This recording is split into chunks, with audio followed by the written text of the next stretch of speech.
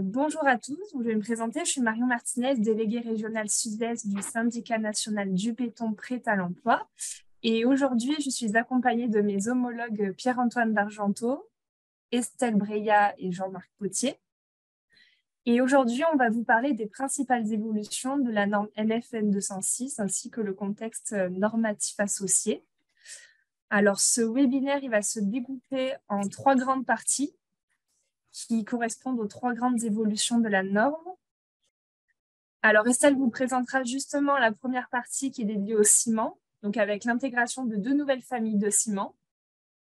Ensuite, Pierre-Antoine poursuivra sur la partie granulat, avec l'utilisation justement de granulats recyclés à des taux plus élevés pour cette évolution, et ainsi que l'apparition des granulats de pré-mélange.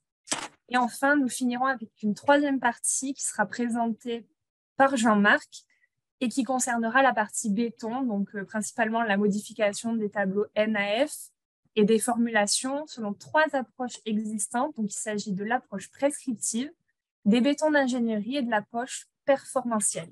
Donc, avant de rentrer dans le vif du sujet, je vais laisser la parole à Estelle qui va vous rappeler les grandes évolutions de notre métier. Estelle, je te laisse la parole. Merci Marion, bonjour à tous. Donc, avant de vous parler de la partie cimentaire, je vais vous parler des grandes évolutions donc, de notre métier depuis les années 2000 qui nous ont amené à toutes les évolutions que nous allons vous présenter. Donc, un petit rappel, en 2005, rappelez-vous, on a vu l'arrivée de la nouvelle réglementation thermique qui visait à maîtriser les consommations d'énergie et à limiter les gaz à effet de serre. En 2007 est arrivé le Grenelle de l'environnement qui lui visait à prendre les décisions à long terme en matière d'environnement et de développement durable, qui nous ont induit une nouvelle évolution de sa RT de 2005 et on est passé à la RT 2012 qui, elle, avait comme objectif de limiter les consommations d'énergie primaire, notamment dans les bâtiments neufs. Puis en 2016, nous avons vécu une expérimentation nationale qui avait été lancée par le gouvernement afin de tester les exigences de la future réglementation environnementale que vous connaissez bien maintenant, la RE 2020. On parlait à l'époque du label E+C-. Entre-temps, en 2020, est née l'ACV, donc l'analyse de cycle de vie, avec une nouvelle méthode réglementaire qui a été définie, l'ACV dynamique. Rappelez-vous, cette ACV a fait parler d'elle, notamment sur les écarts induits sur certains matériaux, mais c'est cette méthode qui a été définie et qui rentre dans tous les calculs de la construction d'aujourd'hui. Donc, depuis le 1er janvier 2022, tout dépôt de permis de construire doit répondre à cette nouvelle réglementation environnementale RE 2020. Et cette RE 2020 repose notamment sur une transformation progressive des techniques de construction, des filières industrielles et des solutions énergétiques. Puis désormais, depuis ce 1er janvier 2023, est arrivée une nouvelle réglementation qui s'appelle la responsabilité élargie des producteurs, pour les produits et matériaux de la construction du bâtiment, la REP PMCB ou encore REP bâtiment, qui a fait beaucoup parler d'elle cette fin d'année et qui va encore nous occuper cette année 2023. Donc, si on reprend toutes ces grandes évolutions qu'on a pu vivre, en parallèle, notre filière s'est inscrite dans des voies de progrès et on souhaitait vous en faire part. Donc, un petit rappel, depuis 2007, on a le BIM, donc le Building Information Modeling, qui a été lancé donc, cette année 2007. Et le BIM est un partage d'informations tout au long du cycle de vie d'un bâtiment, de sa conception jusqu'à sa démolition, en passant par les études de faisabilité, la réalisation et l'exploitation et maintenance de l'ouvrage. À ce jour, ce projet n'est pas encore abouti, mais on commence à le voir de plus en plus sur les chantiers. Puis, la filière a lancé un projet national qui s'appelle Recy-Béton. Donc, il a démarré en 2012, il a pris fin en 2018. Ce projet vise à favoriser le recyclage du béton dans le béton en utilisant l'intégration de matériaux issus de la déconstruction. Un autre projet national, le projet PERFDUB, qui a commencé en 2015, a pris fin en 2022. Ce projet PERFDUB est une étude qui vise à définir des méthodes de justification sur la durabilité des ouvrages en béton par une approche performantielle qui inclut la méthode absolue et la méthode comparative. Donc, à cette occasion, il y a un Tour de France qui est organisé depuis fin 2022. Donc, il a commencé à Paris en octobre. Le Tour de France est passé à Lyon, puis Toulouse. Et ce début d'année 2023, donc le Tour de France est arrêté à Nantes. Et notez dans vos agendas qu'il s'arrêtera le 21 mars à Strasbourg et le 21 juin à Villeneuve-d'Ascq. À l'issue, un livre sera publié et nous n'hésiterons pas à vous le faire savoir dès qu'il sera disponible. Puis, la filière ne s'arrête pas là et continuera encore sur d'autres projets, mais actuellement, depuis 2017, a été lancé le projet FastCarb qui, lui, vise à mettre en évidence la carbonatation accélérée des granulats de béton recyclé. Donc, c'est un projet de recherche autour du stockage du CO2 par carbonatation du béton recyclé. Donc, il prendra fin cette année et nous n'hésiterons pas à vous partager les résultats. Un petit rappel également des outils de la profession. Donc, nous avons l'outil Betty qui est un outil de configurateur de FDES, donc de fiches de données environnementales et sanitaires pour les bétons.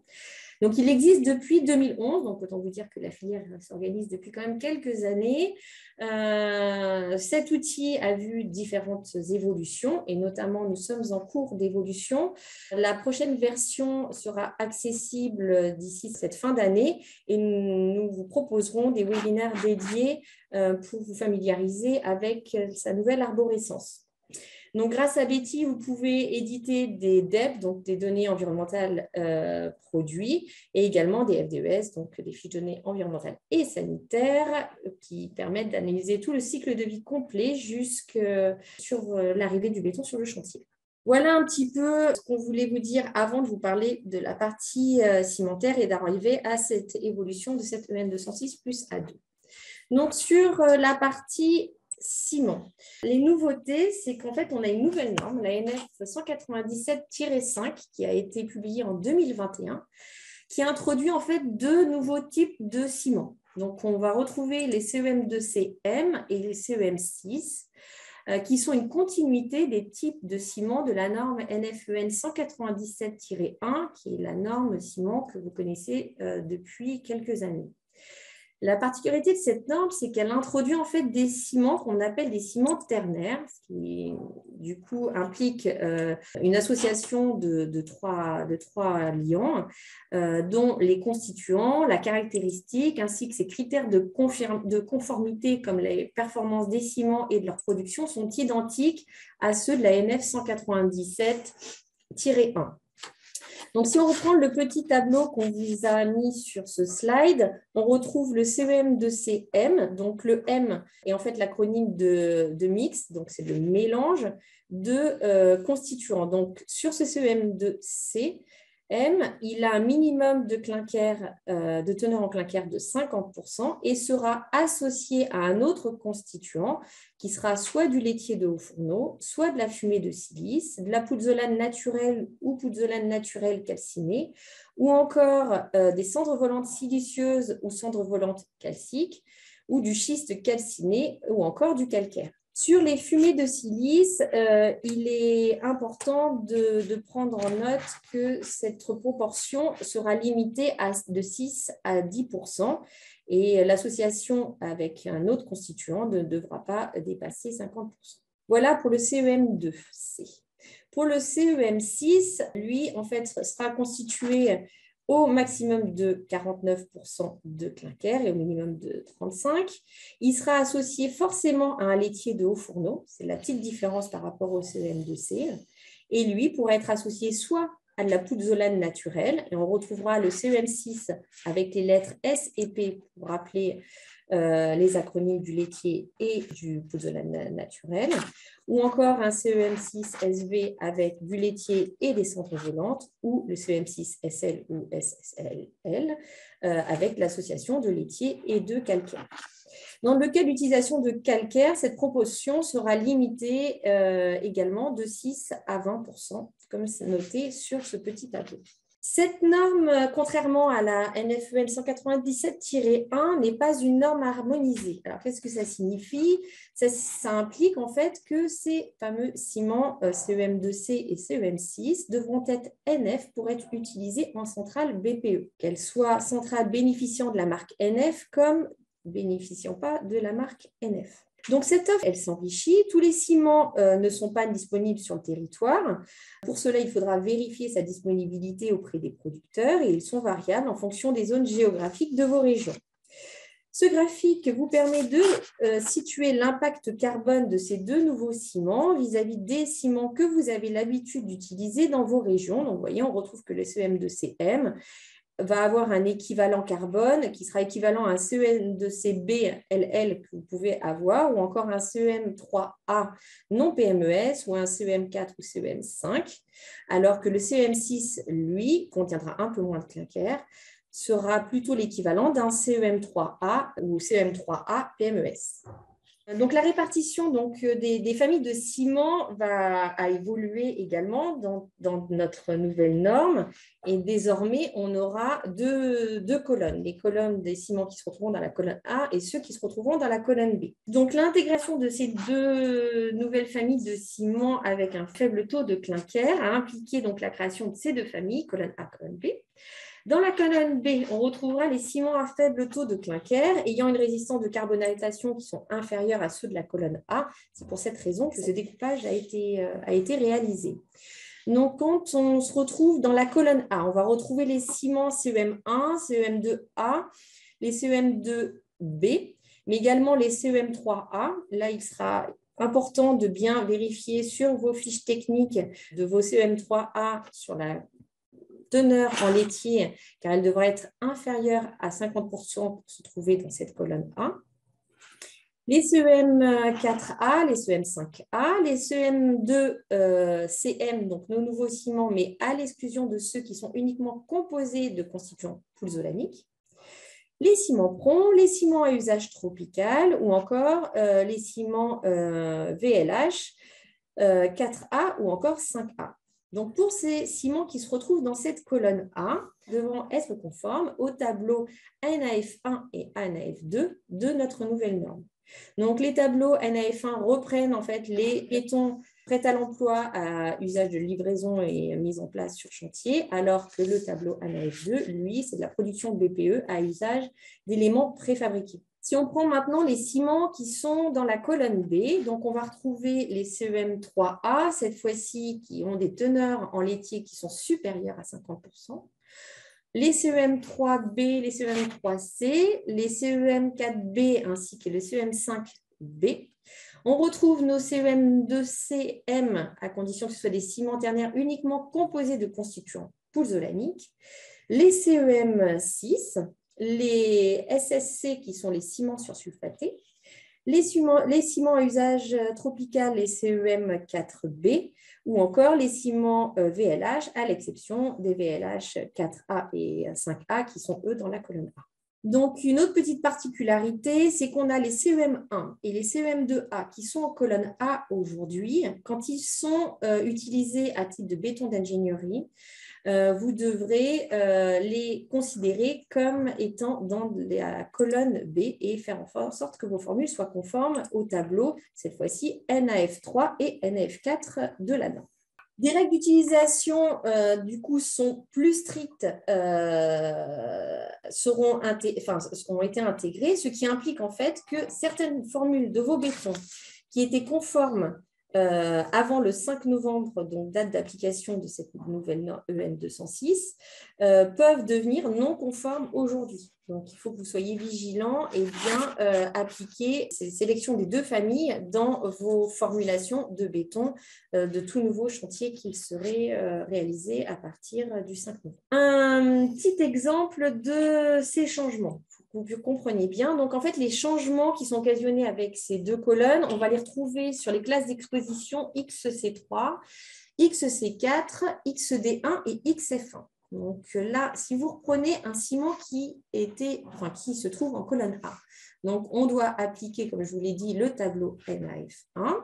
Donc on se retrouve toujours avec notre teneur minimum à 280 kg. une classe de résistance en C2530 et avec notre rapport E sur L qui est à 0,6. Aujourd'hui, un ciment qui répondait au tableau NAF1, qui désormais est passé en colonne B, votre formule devra être conforme au tableau NAF3, ce qui implique une teneur en liant équivalente à celle du tableau NAF1. Ce qui va changer, c'est votre rapport E sur C, enfin E sur liant équivalent, donc vous le réduisez de 0,05, donc on passe à 0,55. Et la petite particularité, c'est que votre résistance minimale qui était à C2530 passe à C3037. Donc, cette réduction de quantité d'eau va permettre du coup d'augmenter les résistances mécaniques et de les passer en C3037, mais ça va impliquer également une réajustation avec de l'adjuvantation pour un bon maintien de la rhéologie des bétons sur le chantier. Une autre évolution qui, cette fois-ci, n'est pas sur les normes ciment, mais qui est sur le fascicule de documentation, le FD 18011, qui encadre l'utilisation des ciments, notamment dans le cadre des environnements chimiquement agressifs. Ce fascicule va permettre une évolution vers de l'approche prescriptive. Donc, l'approche prescriptive, c'est de la recommandation pour les formulations des bétons afin d'assurer leur durabilité. Donc, comme par avant, en fait, on retrouve toujours notre tableau de A qui permet en fait de sélectionner votre ciment en fonction du lieu de l'ouvrage. Donc ça, c'est exactement le même tableau que vous aviez précédemment dans l'ancienne norme. La petite nouveauté, c'est qu'on va avoir deux autres tableaux. On va avoir le tableau 2B qui lui autorise désormais l'emploi d'additions avec des ciments qui sont conformes et de classe SR, PM ou encore ES. Et on va avoir le tableau 2C qui, lui, va permettre une association de ciment et d'addition qui va pouvoir autoriser cette association à condition que les ciments autorisés dans le tableau 2A ne sont pas disponibles. Donc, quand vous avez des ciments qui ne sont pas disponibles dans le 2A, vous rentrez dans le 2C. Et dans ce 2C, vous allez avoir deux cas. Le cas d'utilisation sur une base d'existence de composition chimique d'un mélange d'un ciment à une combinaison ciment et addition. Donc, pour être conforme, vous avez la possibilité d'utiliser des ciments qui ne sont pas conformes à aujourd'hui, à condition de les utiliser avec des additions qui vont les rendre comparablement conformes à des ciments qui sont conformes. Et l'autre cas, vous avez un petit exemple, c'est l'utilisation sur la base d'exigences de composition. Donc, par cohérence avec des ciments autorisés dans le tableau 2A, certaines compositions ciment et addition sont possibles, comme l'exemple d'un CEM2BS qui est autorisé pour la classe de XA2 acide. On pourra utiliser un CEM1 associé à un laitier, c'est-à-dire qu'on prendra un CEM1 qui est conforme aux exigences de la norme NFEN 197-1 qu'on associera avec un laitier de haut fourneau moulu conforme aux exigences de la norme NFEN 1567-1. Le pourcentage de laitier granulé de haut fourneau devra être compris entre 21 et 35%, en tenant compte des tolérances de dosage en fabrication. Et le laitier de haut fourneau que vous utiliserez ne devra pas contenir plus de 0,1% de chlorure. Ce qui signifie que sur votre appellation normative qui devra figurer sur votre bon de livraison, sur ce type de béton, on devra exposer un BPS C3037, par exemple, en XA2, CEM1 plus S pour le laitier, en D224, CL04, S3. Voilà un petit peu les explications. Je vous remercie de votre attention. J'espère que j'ai été assez claire sur cette partie évolution cimentaire et leur utilisation. Je laisse à Marion la parole pour nous proposer quelques-unes de vos questions. Merci Estelle. Alors oui, on a quelques questions. Il y a Mathilde qui demande si ces ciments vont-ils être rapidement intégrés sur Betty? Je peux répondre à ces questions. En fait, bien dès que l'on a les inventaires de ces ciments, parce que pour être intégrés dans Betty, il faut que ces ciments aient des inventaires, donc leur impact environnemental de ces ciments. Et dès que l'on aura les impacts environnementaux validés par des vérificateurs agréés, donc ces ciments pourront être intégrés dans Betty, mais dans un premier temps, ils ne le seront que via les producteurs. c'est-à-dire seulement les adhérents du SNBPE auront la possibilité d'utiliser ces ciments. Hein, c'est-à-dire qu'effectivement, un utilisateur externe, lui, ne pourra pas le faire. Mais par contre, si vous avez donc l'un de vos producteurs favoris qui peut vous proposer ce type de ciment, donc lui, il pourra vous donner la fiche environnementale correspondant à l'utilisation de ce ciment. Merci Jean-Marc. Alors, on poursuit avec d'autres questions. Il y a Samir qui demande si ces ciments, ils sont déjà utilisés en France pour la construction de projets réels. Pour l'instant, il n'était pas utilisable avant novembre de l'année dernière, puisque seule la publication de la norme a permis de les utiliser. Alors, j'avoue que je ne peux pas répondre directement à cette question, mais je pense que certains de nos adhérents, effectivement, les ont déjà dans leur catalogue, oui. Il y a Pierre qui demande si ça signifie que l'on peut toujours faire leur propre mélange dans les ciments. Les mélanges de ciment ne sont autorisés que dans le cadre des bétons d'ingénierie. Hein. Je rappelle que les bétons d'ingénierie, ça c'était déjà le cas de l'ancienne norme, autorisent les mélanges de ciment d'un même producteur et dont l'un est un CEM1. Donc, effectivement, on peut mélanger un CEM1 et un CEM6, on peut mélanger un CEM1 et un CEM2C. Voilà. Par contre, on le verra un peu plus tard, dans le cadre de l'approche performantielle, là, on sera beaucoup plus libre, mais par contre, là, il y aura des études et un certain nombre de choses à vérifier. Alors, on a une autre question de William qui demande quelles sont les particularités des ciments à usage tropical.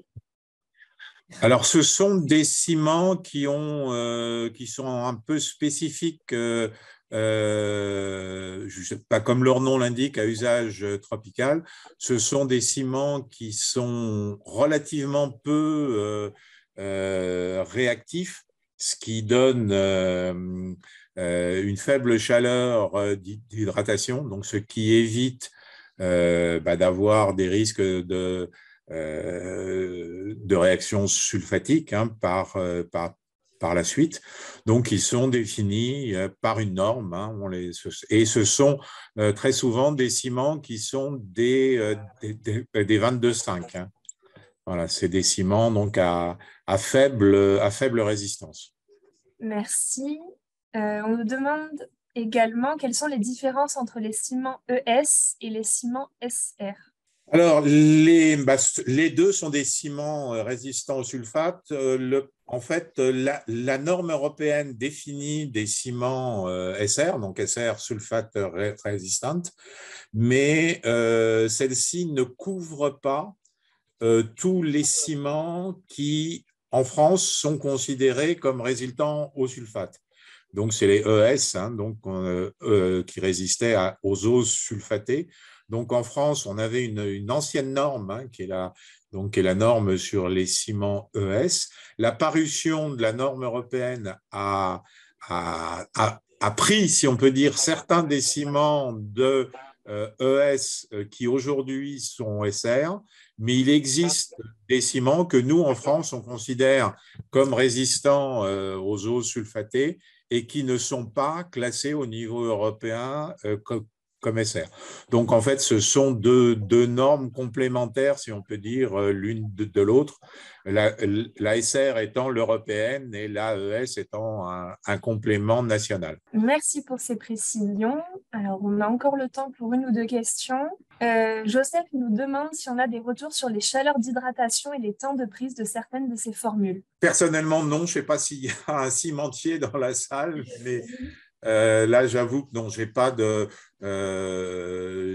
d'informations. Bon, on peut dire qu'on doit se trouver, grosso modo, compte tenu des teneurs en clinker et en addition, qu'on va se retrouver au niveau à peu près d'un CEM3. Quoi. Ça va être, je suppose, le même ordre de grandeur. Mais là, j'ai pas de chiffres précis. D'accord, merci. Alors, on a Caroline qui nous demande si les bétons recourants au ciment de la colonne B seront-ils plus carbonés du fait de l'obligation de passer en C30 que les anciens bétons C25 conformes à l'ancienne norme? Alors, a priori non, puisque l'augmentation de résistance va être obtenue par diminution de la quantité d'eau et non pas par augmentation de la teneur en ciment, de la teneur en liant.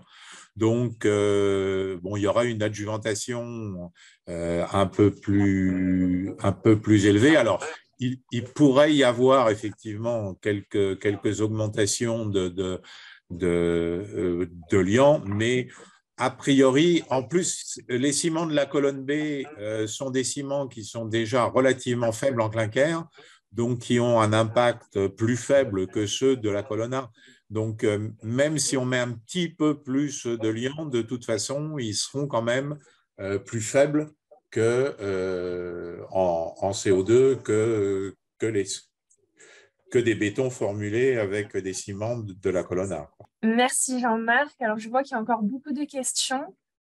On va devoir poursuivre avec les autres interventions, mais ne vous en faites pas, on y répondra plus tard par mail. Donc, on va toutes les noter et on y répondra. Alors, je vais du coup poursuivre. Je vais laisser la parole à Pierre-Antoine pour la partie granulat. Merci Marion. Donc, je vais poursuivre après Estelle qui nous a parlé des ciments dans le cadre de l'évolution de la norme NF-EN 206 plus A2/CN. Nous allons maintenant aborder ensemble le volet des granulats recyclés et plus particulièrement la possibilité de les utiliser à des taux plus élevés dans la formulation des bétons. Donc, dans un premier temps, ce que je vous propose après ce petit intermède, c'est de voir schématiquement comment on produit des granulats. Vous allez voir ici l'extraction de granulats naturels. Ils se décomposent en 4 phases principales.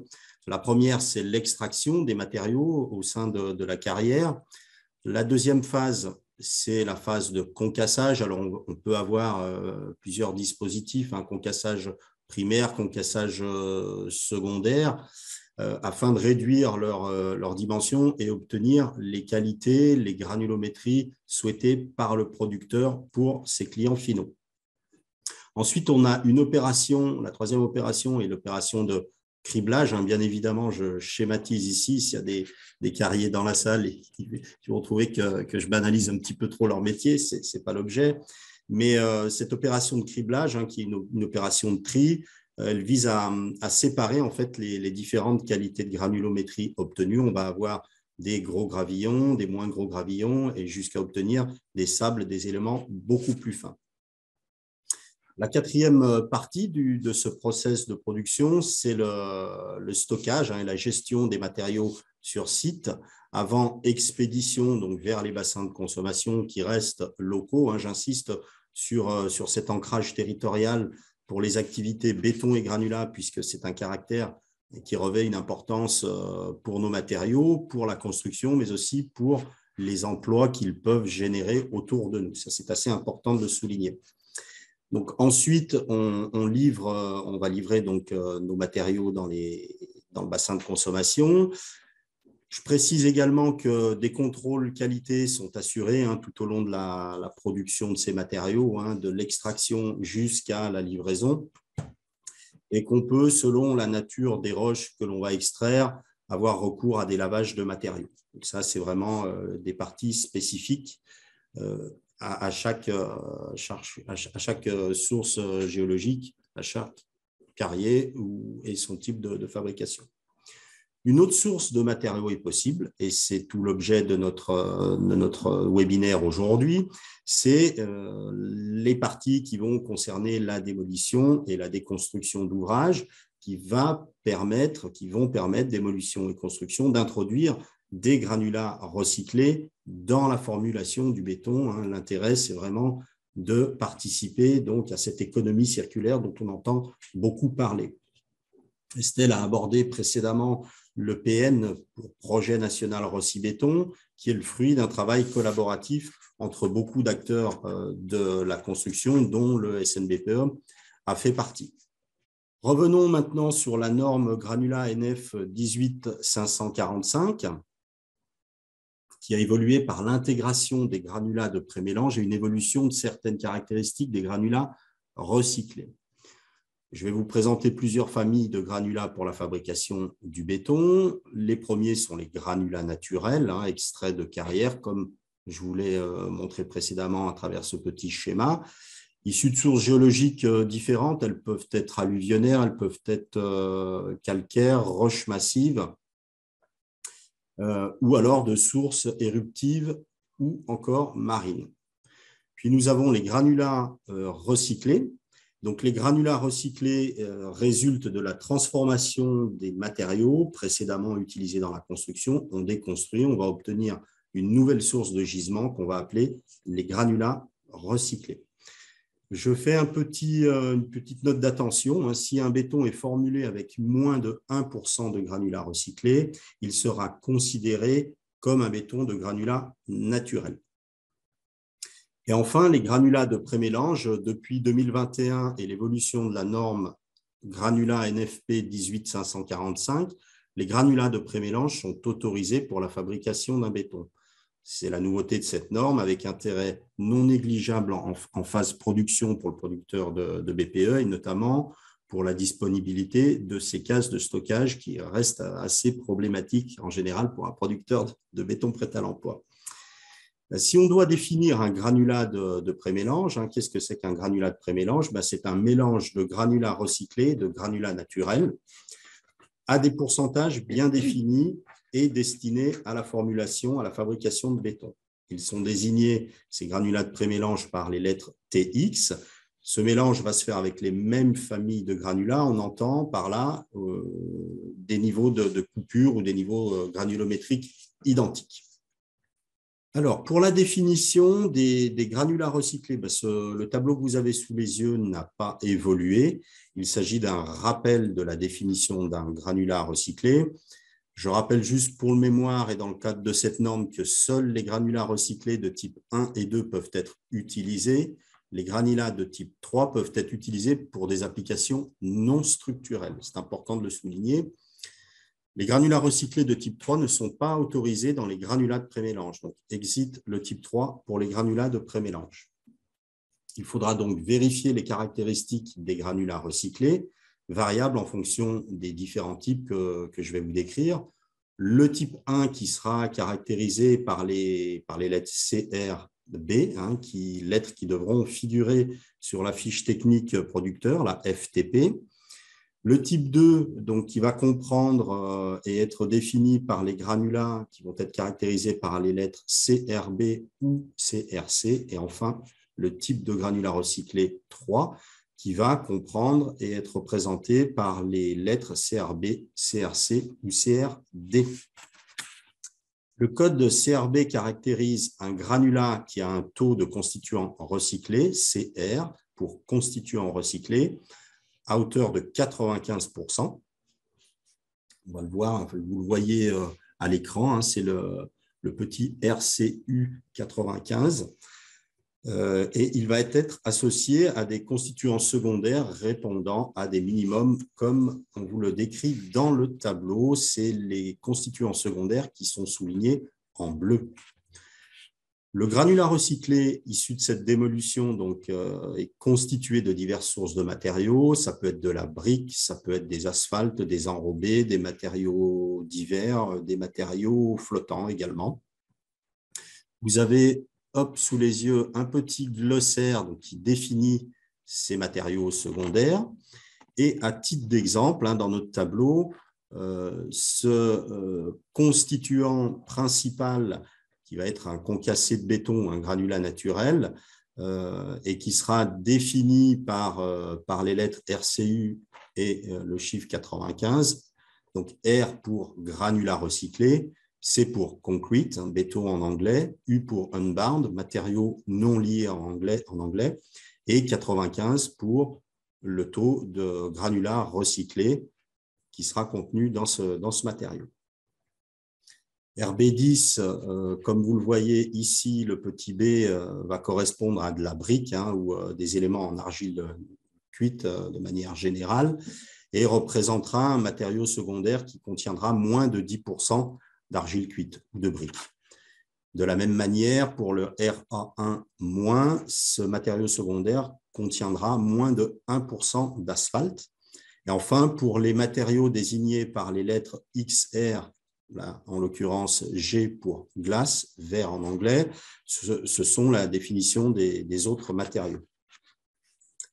J'attire votre attention sur ce qu'a dit Estelle précédemment. Avec des taux de clinker plus faibles, les règles de formulation deviennent plus strictes et donc seront encadrées par l'approche performantielle que Jean-Marc va vous présenter juste après.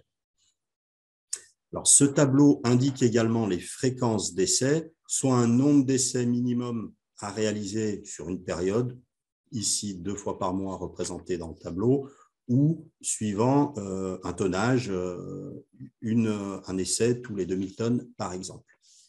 D'autres paramètres sont décrits dans ce tableau NA4 de la norme NF-EN 206 plus A2/CN.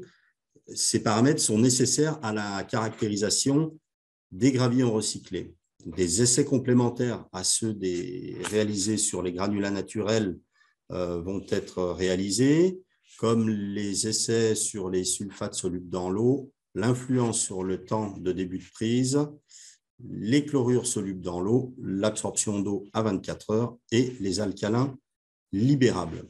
J'attire vraiment votre attention sur ce phénomène-là. Pour la fabrication du béton, il faudra particulièrement veiller à l'influence sur le temps de début de prise.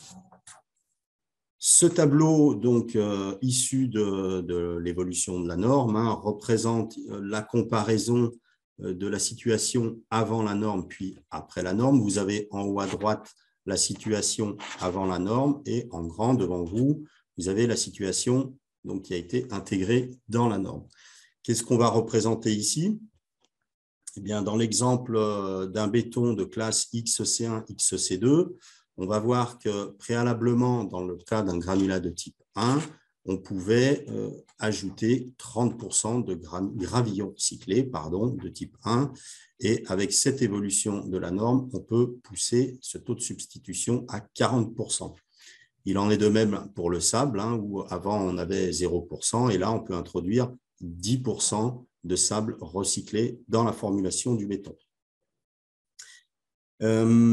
Pour cette classe XC1, de la même manière, on peut augmenter ce taux de 40% à 60% pour le gravillon de type 1 et de 10% à 20% pour le sable recyclé quand on va abaisser le rapport E sur C ou eau efficace sur liant équivalent de 0,05. Typiquement, pour un béton de classe XC1, XC2 qui sera formulé avec un E sur C à 0,65, on pourra l'abaisser à 0,60, notamment pour tenir compte de l'absorption de l'eau par les granulats. Alors, le sable recyclé, quant à lui, il n'est pas caractérisé par un type comme les gravillons, il n'est ni type 1 ni type 2, c'est un matériau recyclé. Seules ces proportions vont varier en fonction du type de gravillon recyclé, type 1 ou type 2. Voilà le tableau concernant les granulats de type 1. Si on prolonge sur le granulat de type 2, c'est situation un peu identique, un tableau qui va représenter les pourcentages, les taux de substitution donc, des gravillons et sables recyclés pouvant être introduites dans la formulation des bétons. Typiquement, par rapport à un béton de type 1, le granulat de type 2, ici, aura un taux de gravillon recyclé de 20%, alors qu'on avait 40% sur le tableau précédent. Et pour le sable recyclé, on avait 10%, on a maintenant 5%. Voilà. Et avant, sur cette classe-là, ici, préalablement à l'évolution de la norme, on avait 15 et 0. Donc, vous voyez, on a quand même franchi un pas en augmentant l'utilisation de ces matériaux recyclés. Comme pour les granulats de type 1, les gravillons recyclés de type 2, donc avec les granulats recyclés de type 2, on aura la possibilité d'augmenter ce pourcentage de granulats recyclés à condition, encore une fois, de réduire ce fameux rapport E sur C. Le tableau que vous avez sous les yeux est, lui, dédié au taux de substitution de granulats recyclés dans le béton. Cette classe de taux de substitution du granulat recyclé devra figurer dans l'appellation normative du béton.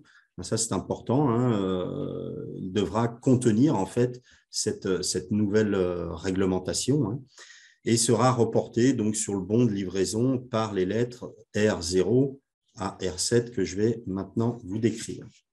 On va parler ici de taux massique. Qu'est-ce que c'est le taux massique? Eh bien, c'est la masse de sable recyclé plus la masse de gravillon recyclé. Cette somme va être divisée par la masse totale de granulats et c'est ce qu'on va appeler le taux massique de granulats recyclés. Cette valeur, elle va déterminer le taux de granulats recyclés dans le béton.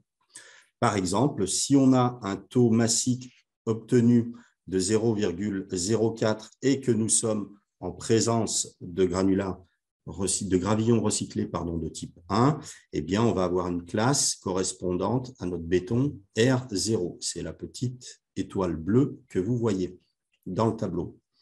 Inversement, si on a un taux massique de 0,04 et que nous sommes en présence de gravillons de type 2, c'est la petite étoile que vous voyez maintenant dans la colonne R1, on va obtenir une classe de béton R1. C'est ce qu'on vérifie à travers le tableau, hein, en lecture directe, en fonction du type de gravillon qu'on va avoir. Un point de vigilance est à observer en cas d'évolution du rapport G sur S, un gravillon sur sable de la formulation du béton. Il faudra vérifier le bon maintien dans la bonne classe initiale, hein. Si on est dans une classe R1, veillez à rester dans cette classe R1. Je vous décris également à travers ces encarts donc, la classe R1, hein, qui est, elle, qui concernera en fait les bétons précontraints. Et à partir de la classe R2, des règles sont à prendre en compte pour le dimensionnement.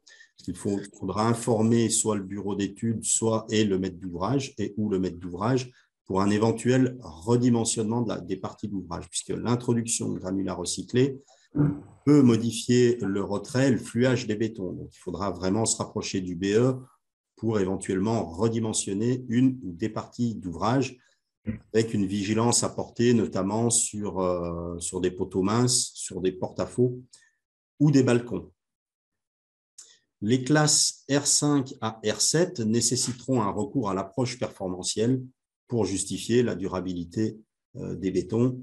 C'est donc tout l'objet de la présentation que va vous faire Jean-Marc juste après. On arrive au terme de cette présentation sur les granulats recyclés. Il y a quelques points à retenir. Le premier, c'est qu'on peut utiliser les matériaux, les granulats recyclés à des taux plus élevés. C'est tout le cadre et l'orientation de l'évolution de la norme N206 plus A2/CN. Le béton est classé en fonction de son taux massique total de granulats recyclés, notifié sur le BL par les lettres R0 à R7. Et l'utilisation d'un béton de classe R2 et au-delà dans le cas de béton armé ou R1 et au-delà pour le béton précontraint entraîne une prise en compte particulière au niveau des règles de dimensionnement. C'est ce que je vous ai dit précédemment. Concernant la tenue au feu, dans le cas d'une telle exigence, il faudra prévoir un ajout de fibre polypropylène. Ça va être nécessaire à hauteur de 2 kg par mètre cube à partir de la classe R1 et des essais thermomécaniques devront être réalisés à partir de la classe R3. Alors, quant aux granulats de prémélange, leur utilisation est couverte par la norme NF EN206 plus A2/CN. Le granulat de prémélange est désigné par les lettres TX, je vous le rappelle, suivi d'un nombre signifiant le taux de granulat recyclé dans le granulat de prémélange. Ce taux devra être noté sur la FTP, la fiche technique producteur, et devra être lisible sur le bon de pesée du béton. Pour la fourniture de matériaux au béton prêt à l'emploi, au BPE, il faudra privilégier des granulats de marque NF afin de faciliter le suivi et les contrôles acquéreurs par le producteur de BPE. Voilà, j'arrive au terme de cette présentation qui concerne les granulats recyclés. Donc, vous avez eu un focus ciment, granulats.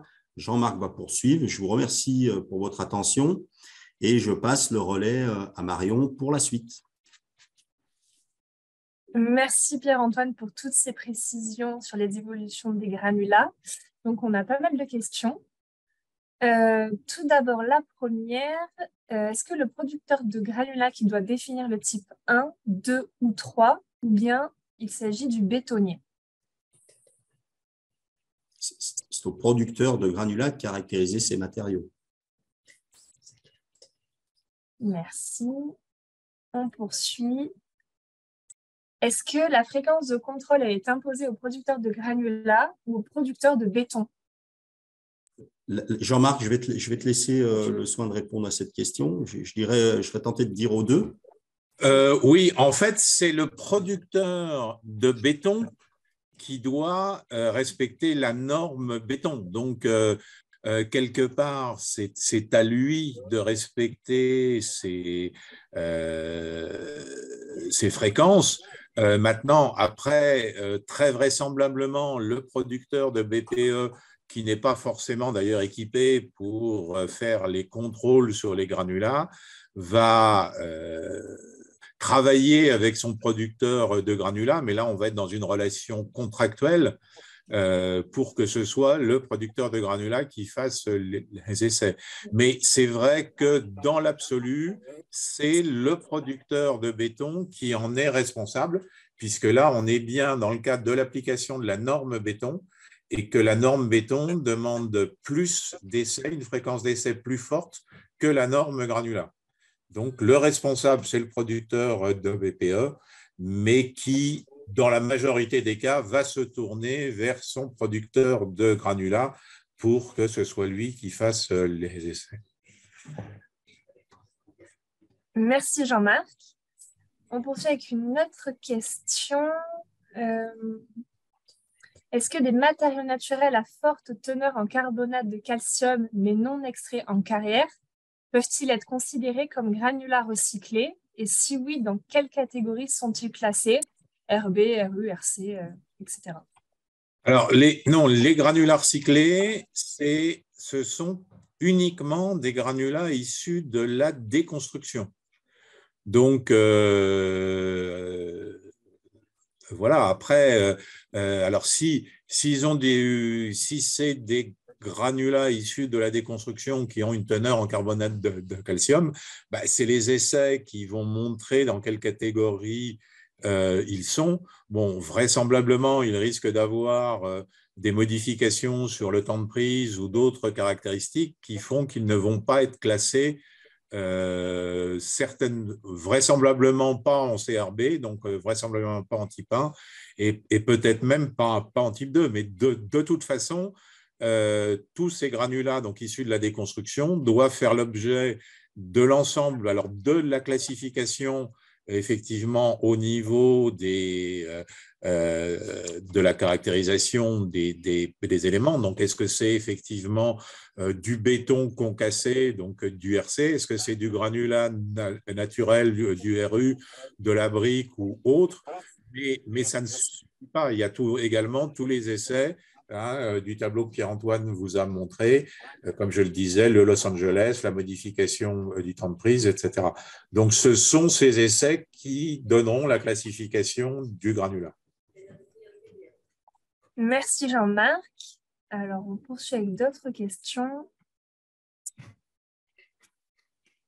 Est-ce que les effets au feu en fibres naturelles ont-ils été pris en compte contexte de réduction des plastiques dans les bétons? Alors, c'est une bonne question. Bon, pour l'instant, l'Eurocode, alors je dirais que là, c'est plus une question d'ailleurs qui concerne l'Eurocode que le béton, puisque les règles là sont fixées dans la commission de normalisation Eurocode et pas dans la commission de normalisation béton. Aujourd'hui, les règles fixées par l'Eurocode feu impose 2 kg de fibres polypropylène. Voilà, donc effectivement, des essais sont en cours pour tester d'autres types de fibres. Bon, voilà, aujourd'hui, c'est ce que prévoit l'annexe nationale de l'Eurocode feu. Ce sont des fibres polypro. Est-ce que la caractéristique R0 à R7 devant s'afficher sur le BL doit être notifiée à un endroit précis dans la dénomination du béton ou alors son emplacement reste-t-il au choix du producteur? Alors non, il n'y a pas aujourd'hui, il n'y a pas de normalisation, si on peut dire, de l'appellation. Non, il faut simplement que ça paraisse. Alors, je pense que très vraisemblablement, ça apparaîtra à la fin, c'est-à-dire que ce sera un AC2530, XF1, SEM2A, R1. Ou voilà, mais rien n'empêche que ce soit un C2530 R1. Voilà, il n'y a pas de normalisation à ce niveau-là. Il faut que ça apparaisse sur le bon de livraison, mais il n'y a pas de règles précises. D'accord, merci. On a une autre question. Peut-on intégrer des granulats de type 1 et 2 dans une même formule? Alors, ce n'est pas prévu et je dirais que c'est compte tenu que le problème, si je peux dire, du BPE, c'est le nombre de cases. Je pense qu'un BPE ne va pas s'amuser à avoir une case avec des granulats naturels, une case avec des granulats de type 1, une case avec des granulats de type 2. Donc, bon, la norme ne le prévoit pas. J'aurais tendance à penser que si on fait ça, le mélange sera classé en type 2. Donc, il n'y a pas réellement d'intérêt, quoi, puisque voilà, soit on va utiliser des types 1, soit on va utiliser des types 2, mais je ne vois pas l'intérêt d'utiliser les deux types. On a une autre question qui concerne l'impact des granulats recyclés sur la porosité du béton et sur le dosage en ciment. Alors, c'est l'une des raisons pour lesquelles on limite justement l'utilisation de granulats recyclés à certains taux. Hein. On a vu que, par exemple, pour les classes XC1, XC2, bon, on les limite à 40% les gravillons et 10% le sable. On peut monter à 60% de gravillon et 20% de sable, mais en abaissant le surc. Donc, c'est justement, si on abaisse le surc, on abaisse la porosité. Hein. Donc, effectivement, c'est pour compenser cette augmentation de porosité due au granulat recyclé. Bon, Rossi Béton a montré justement que à partir du moment où on a une bonne formulation, on peut avoir jusqu'à ces taux de substitution, donc jusqu'à 20 à 30% de l'ensemble des granulats, moyennant une bonne formulation, sans forcément avoir une augmentation du dosage en liant. Mais c'est vrai que c'est une question et que il faudra plutôt jouer sur l'adjuvantation, sur la réduction de l'eau pour avoir des formules qui permettent d'utiliser des granulats recyclés sans augmenter l'impact CO2 du béton.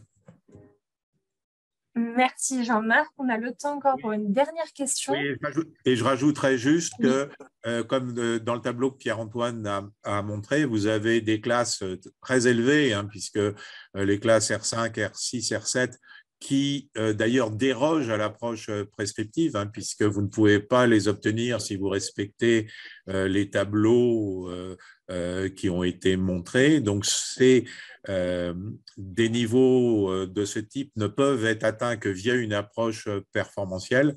Et justement, le but de l'approche performantielle, dans ce cas-là, sera de montrer que malgré ce taux important de granulats recyclés, on respecte quand même les règles et les indicateurs de durabilité. Alors, du coup, on n'a plus le temps pour une dernière question. Mais j'en profite quand même pour vous rappeler que de toute façon, les questions auxquelles on n'aura pas eu le temps de répondre pendant le webinaire, On y répondra plus tard par mail en vous envoyant également le lien pour revisionner le webinaire ultérieurement. Alors, donc je vais vous présenter maintenant les autres évolutions de la norme et notamment les évolutions concernant l'approche performantielle. Alors, donc vous aviez déjà dans la norme actuelle, enfin dans la norme précédente et bien sûr toujours dans la norme actuelle, l'approche prescriptive qui permet de définir un béton résistant aux classes d'exposition selon les tableaux, donc NAF1, F2, F3 et F4. F1 et F3 concernant plus le BPE et F2 et F4 plus la préfa. Et il y a également une approche prescriptive dans le cas du fascicule de documentation, le FDP 18011, qui donne des règles donc prescriptives qui permettent de dire si j'ai telle composition ou tel liant, je résisterai aux additions. Il existait déjà, et c'est gardé dans cette nouvelle norme, la définition des bétons d'ingénierie. Un béton d'ingénierie, ça consiste donc soit à avoir l'autorisation à un mélange de ciment donc du même producteur et dont l'un est un sémin, mais également à l'utilisation de laitiers à des taux plus importants. Et là, ce sont donc les tableaux NAF3 et NAF4 qui s'appliquent. Et par contre, maintenant, nous avons donc l'approche performantielle. Donc, cette approche performantielle qui permet d'aller plus loin dans les modifications, c'est-à-dire d'utiliser, par exemple, alors on était sur les granulats, comme je le disais, d'utiliser des granulats recyclés à des taux plus élevés, d'utiliser des granulats de moins bonne qualité que ceux qui sont normalement prescrits par la norme. Je vous rappelle que dans certains cas, la norme demande des granulats naturels de type A pour certains bétons. Eh bien, avec l'approche performantielle, cela permettrait d'y déroger. Donc, pour cette approche performantielle, c'est ce nouveau fascicule de documentation, donc le FDP 18480, qui permet de justifier la durabilité des ouvrages en béton par des méthodes performantielles.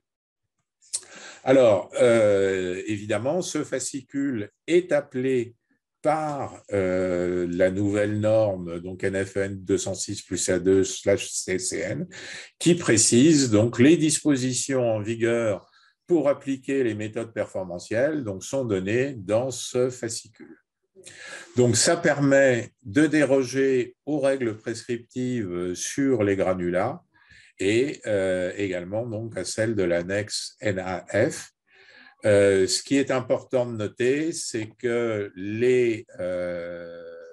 la formulation performantielle doit être validée sur la base d'un dossier technique qui est validé par les différentes parties.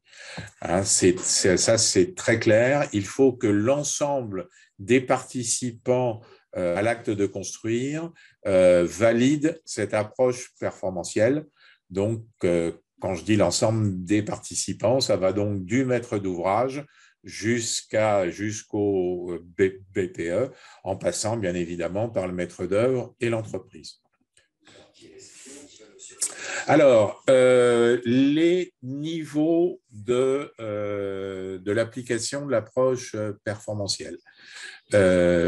On va classer, et ça c'est de la responsabilité du maître d'ouvrage, de classer son ouvrage en fonction d'un certain nombre de niveaux d'application. On verra par la suite que ces niveaux conditionnent les études et les suivis sur le chantier. Comme je le disais, ces niveaux sont de la responsabilité du maître d'ouvrage. Néanmoins, le fascicule donne des indications, c'est-à-dire si le maître d'ouvrage ne ne prescrit rien, eh bien, on prendra ces tableaux. Alors, le niveau, donc ces niveaux dépendent à la fois de la catégorie d'ouvrage, et là, on retrouve un petit peu ce que l'on a déjà pour la prévention, par exemple, de l'alcali-réaction. Donc, vous avez la catégorie 1 qui sont les éléments à l'intérieur des bâtiments non structurels ou les ouvrages provisoires. La catégorie 2, ce sont les bâtiments et la majorité des ouvrages courants de génie civil, donc non fascicule 65, donc avec une durée de vie de 50 ans. Et pour la catégorie 3, c'est les ouvrages du fascicule 65, donc durée de vie de 100 ans, ainsi que tous les ouvrages exceptionnels, et bien évidemment les centrales nucléaires, les barrages, les tunnels, les bâtiments de prestige, etc. Et vous avez également, en fonction de la classe d'exposition, ou pour les classes, je dirais classiques, eh bien, le niveau correspond à la classe du bâtiment. Hein. Donc N1 pour le type 1, N2 pour le type 2 et N3 pour le type 3, avec donc des exceptions pour les classes XC1. Donc lorsqu'on est à l'intérieur du bâtiment, donc sec en permanence, eh bien, on peut dégrader, si on peut dire, d'une classe. Donc, passer en N1 pour le type 1 et 2 et en N2 pour le type 3.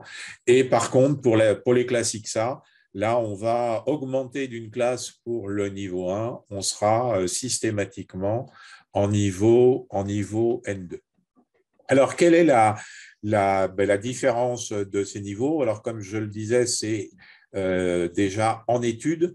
Alors, en études, pour le niveau N1, on va uniquement se concentrer sur une épreuve de convenance avec une formule nominale. Et par contre, pour les niveaux N2 ou N3, on va avoir en convenance la formule nominale, mais également des dérivés, donc des dérivés en eau, et également des essais de durabilité qui vont être à réaliser en contrôle de production. Donc ça, c'est quand même assez important. Un contrôle externe des bétons est nécessaire pour l'entreprise. Et une fiche de synthèse doit être à fournir au maître d'ouvrage, maître d'œuvre, dont le format est indiqué dans le fascicule de documentation. Alors, quels sont les essais que l'on va avoir à réaliser lors de ces épreuves de convenance et par la suite en études sur le chantier? Eh bien, ça va dépendre de la classe d'exposition. Si on est en classe d'exposition XC, les essais à réaliser vont être des essais de carbonatation accélérée, selon la norme française XPP 18458, et également la porosité accessible à l'eau, selon la norme NFP AC18, il manque un 1, c'est 18459. Pour les classes XS et XD, les essais vont consister en l'essai de pénétration au chlorure, donc selon la norme XPP 18462. Et puis pour les classes XA, on le verra un petit peu plus loin, ce sont des essais spécifiques qui ont été développés dans le cadre du projet national de recherche PERDUB. Alors, comment appelle-t-on les bétons donc formulés selon une approche performantielle? Donc, on va les appeler BPPS ou BPCP, donc béton performantiel à propriété spécifiée, ou BPCP, béton performantiel à composition prescrite. Alors, dans l'exemple que vous voyez ici dans le rond bleu, vous avez ici donc un BPPS C3037, XF1 et XS2P. Donc, qu'est-ce que ça veut dire? Ça veut dire que le petit p qui est associé à la classe XS2 donc montre que les critères permettant de vérifier la classe XS2 ont été basés sur une approche performantielle. Par contre, pour la classe XF1, puisqu'il n'y a pas là de petit p, ils sont conformes, ce béton est conforme à l'approche prescriptive. Donc, c'est un C37, il a le bon dosage en liant, donc s'il est avec un CEM3B, donc ici on va être dans le tableau, dans la colonne B du tableau, donc C30-37, on est bon, on devra avoir un E sur C inférieur à 0,55 et une teneur en liant supérieure à 280 kg. Donc, ça permettra de vérifier la classe XF1. Mais par contre, la classe XS2, elle, va être vérifiée selon l'approche performantielle. Alors, on va voir un peu plus loin en quoi consiste justement cette vérification. Alors, voilà un exemple, justement, pour cette classe XS2, eh bien, la conformité va être établie donc, sur la base d'essais de migration des chlorures, donc la norme que je vous ai citée tout à l'heure. Et alors, selon ce qu'on appelle le facteur de vieillissement du ciment, en effet, du ciment, pardon, du liant, parce que les additions sont prises en compte. En effet, les essais de pénétration de chlorure sont effectués à 90 jours, mais eh bien, on sait bien qu'avec un certain nombre d'additions, à 90 jours, le béton n'a pas terminé sa montée en résistance et l'ensemble de ces paramètres. Donc, on tient compte de ce facteur de vieillissement et plus il est élevé, plus cela va permettre d'avoir une pénétration de chlorure élevée. Donc, dans le cas que je vous ai cité, donc si on a un CEM3B, alors avec un CEM3B de mémoire, je pense qu'on devrait avoir un facteur de vieillissement qui devrait être entre 0,5 et 0,59. Donc, on va avoir à vérifier que le coefficient de migration des ions chlorure ne dépasse pas les 16, 10-12. Si on avait utilisé un CEM1, par exemple, eh bien un CEM1 sans ajout, on aurait un facteur de vieillissement à 0,3. Eh bien là, on aurait été beaucoup plus strict sur la migration des ions chlorure et on aurait dû avoir un coefficient donc, de 5, 10-12, voire 9, 10-12, si on avait une porosité à l'eau inférieure à 13,5%. Donc ça, ce sont des essais qui sont à vérifier, bien évidemment, lors de la convenance, mais également par la suite, lors des contrôles sur le chantier. Donc, comme je l'ai dit tout à l'heure, selon le niveau d'application de la méthode, on vérifie uniquement sur la nominale ou sur la nominale et les dérivés. Et évidemment, le type et la fréquence de contrôle vont dépendre du niveau d'application de l'approche performantielle. Alors, un point très important à noter, c'est qu'il y a environ 6 mois d'études pour la convenance, puisque les essais elles-mêmes se font après un vieillissement de 90 jours. Et alors, pas trop pour la pénétration des chlorures, mais pour la carbonatation accélérée, la carbonatation dure au moins 90 jours également. Donc, vous voyez que ça fait des essais longs et qu'on ne peut pas lancer une approche performantielle pour un chantier qui va démarrer demain. C'est une approche qui nécessite du temps, qui nécessite l'accord de toutes les parties pour pouvoir être appliquée. Alors, il y a une Petite modification dans les classes d'exposition. Alors, on a clarifié parce que au niveau européen, les bétons XC1 sont notés secs ou humides en permanence. Et en fait, en France, on a précisé que les XC1, c'est sec en permanence et que les bétons immergés en permanence devraient se classer en XC2. Et également, alors sur les classes XS3 et XD3, la prise en compte de l'approche performantielle a conduit à la création de sous-classes, sous-classes qui sont donc pour les classes XS, donc béton en environnement marin, deux classes, donc la zone de marnage donc, qui s'appelle XS3M, donc zone de marnage ou de projection, et la classe XS3E qui est juste exposée aux embruns, donc un peu plus loin, hors de la zone de marnage. Bon, si par défaut, on considérera qu'on est qu'en XS3M, et pareil pour la classe XD3, suivant la fréquence de salage, on est en XD3F pour le salage fréquent, et XD3TF pour les salages très fréquents, ou là aussi par défaut. Alors, ces sous-classes ne s'appliquent que pour l'approche performantielle.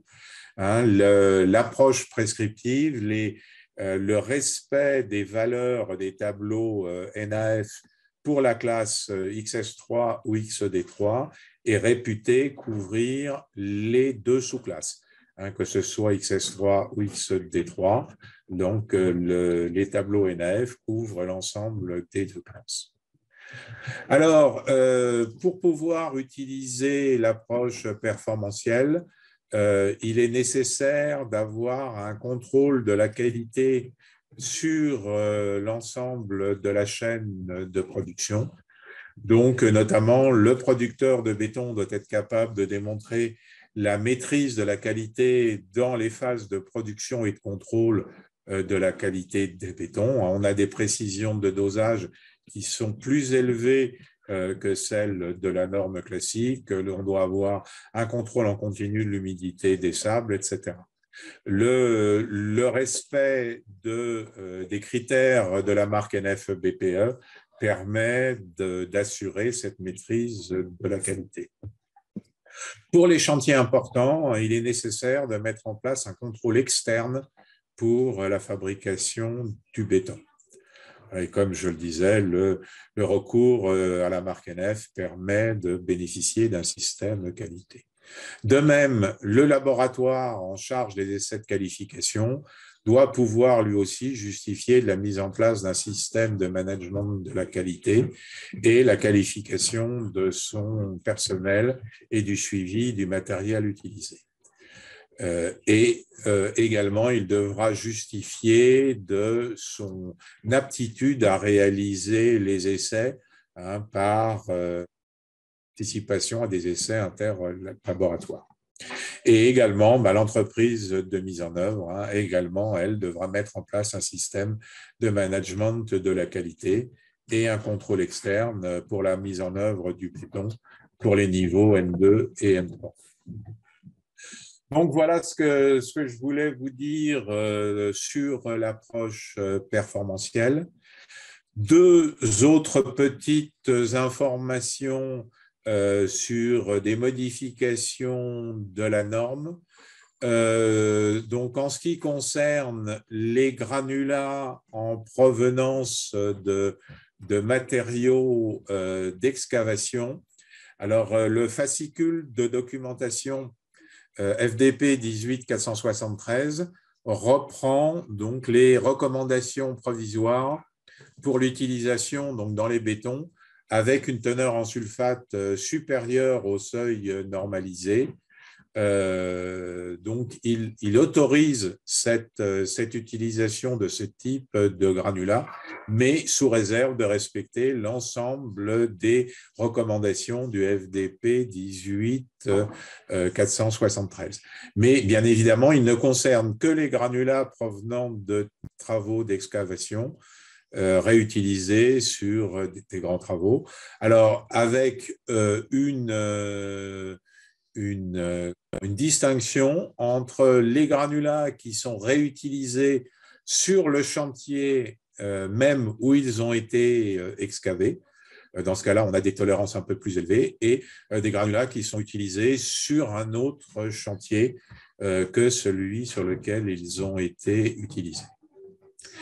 Et puis, dernier point, c'est quelques précisions sur les bons de livraison.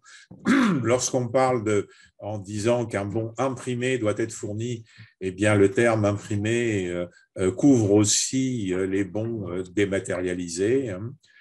Comme le disait Pierre-Antoine, dans le cas d'utilisation de granulats recyclés, la classe de taux de substitution en granulats recyclés doit être indiquée sur le bon de livraison.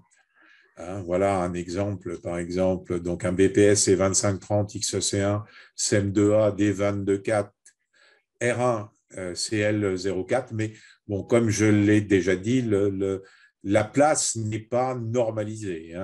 Voilà, rien n'interdit de mettre le R1 ailleurs.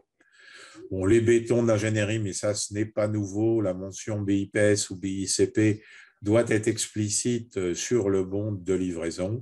Et pour les bétons performantiels, eh bien, BPPS ou BPCP doit également être sur le bon de livraison. Et le suffixe petit p doit être ajouté sur la classe d'exposition qui est justifiée par la méthode performantielle. Et enfin, dans le cadre de spécifications complémentaires, le client peut faire au producteur une demande d'inscription de ces spécifications sur les documents contractuels.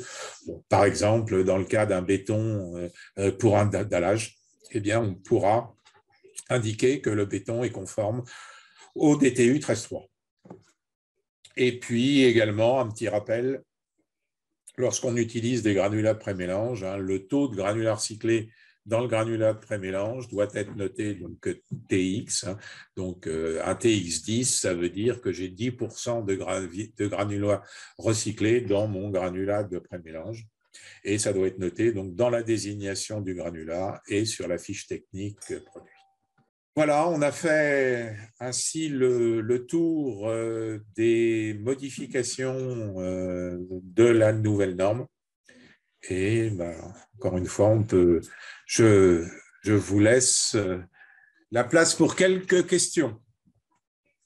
Alors, ça tombe bien parce qu'on en a quelques-unes. Alors, tout d'abord, c'est Alexandre qui nous demande comment peut-on déterminer la classe de facteur de vieillissement. Alors, la classe de facteur de vieillissement, c'est une formule qui dépend donc du taux des additions dans le liant total, donc où il y a donc c'est une formule qui est définie dans le fascicule en fonction du taux de laitier, de cendres volantes, de méthacaolin, etc. Donc, voilà, cette détermination du facteur de vieillissement, ça correspond plus ou moins donc, au taux d'addition qui se trouve dans votre liant total. Mais bon, la formule c'est un petit peu compliqué, mais vous la trouverez dans les FDP 18480. Merci. Une autre question. Est-ce que cet essai de vieillissement est-il à vérifier en phase d'études labo uniquement ou également en phase des essais de convenance? Alors non, ce facteur de vieillissement n'est pas vérifié. C'est un calcul documentaire, de même qu'on dit c'est un CEM2 ou c'est un CEM3. Le liant utilisé a tel facteur de vieillissement, mais il n'est pas vérifié. Il est calculé en fonction, comme je le disais, du taux d'addition dans le liant total. Par contre, ce qui est à vérifier en étude, c'est le résultat sur la pénétration de la chlorure. Donc là, je vous ai montré le cas effectivement des classes XS ou XD. Si on était parti sur la carbonatation, bien là, c'est la profondeur de carbonatation qui est à vérifier. Ou d'ailleurs, il y a aussi une autre possibilité qui est de vérifier la porosité divisée par le volume de pâte. Et dans le cas de la carbonatation, là, il y a aussi un autre paramètre qui va rentrer en ligne de compte, c'est la résistivité. Et donc là aussi, de même que pour la pénétration des chlorures, on a des valeurs qui dépendent de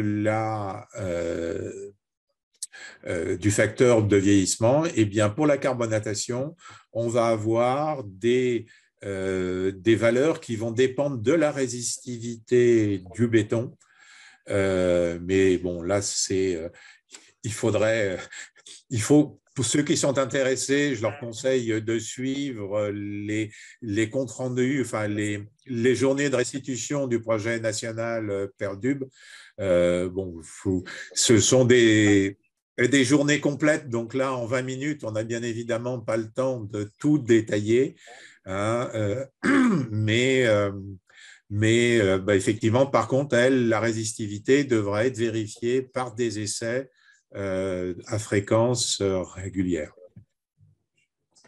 Merci. Cette fois-ci, une question de Jean-Marc qui demande si un BPPS BCP conserve-t-il le marquage NF-BPE indiqué sur le BL? Alors, oui, le référentiel de la marque NF-BPE est en cours d'évolution pour intégrer justement les bétons formulés par approche performantielle. Donc, eh bien, la marque NF va vérifier que ce que demande la norme, hein, c'est-à-dire que l'ensemble des documents ont bien été fournis à toutes les parties, que les essais ont été réalisés, que les seuils sont conformes à la norme. Donc, oui, un béton performantiel peut tout à fait être marqué NF si la centrale est titulaire, bien évidemment, du droit d'usage de la marque NF BPE. Merci Jean-Marc. On poursuit avec une question de Donatien qui demande « Est-ce que des organismes accrédités sont prévus pour s'assurer de la capacité du BPE ou de la centrale de chantier de produire du béton par approche performantielle et idem pour les labos de contrôle de ces bétons ?» Alors, aujourd'hui, il n'y a pas effectivement